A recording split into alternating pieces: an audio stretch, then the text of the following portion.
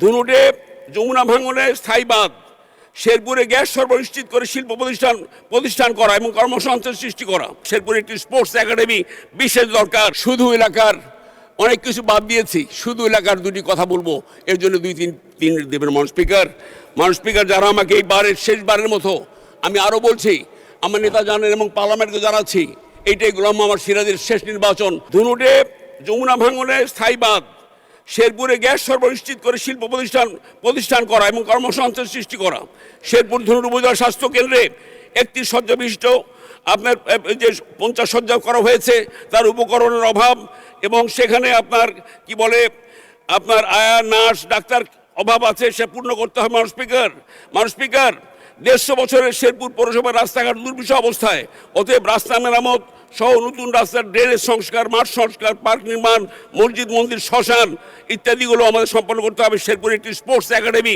বিশেষ দরকার, যাতে করে যুব সমাজকে আমরা মাদক থেকে দূরে রাখতে পারি। মানুষ স্পিকার, এই সবই সংশ্লিষ্ট মাননীয় মন্ত্রী এবং মাননীয় প্রধানমন্ত্রীর দৃষ্টি আকর্ষণ এবং বাস্তবায়নের জন্য সবই অনুরোধ করছে। মানুষ স্পিকার, ধন্যবাদ আপনাকে। মানুষ স্পিকার, ধন্যবাদ।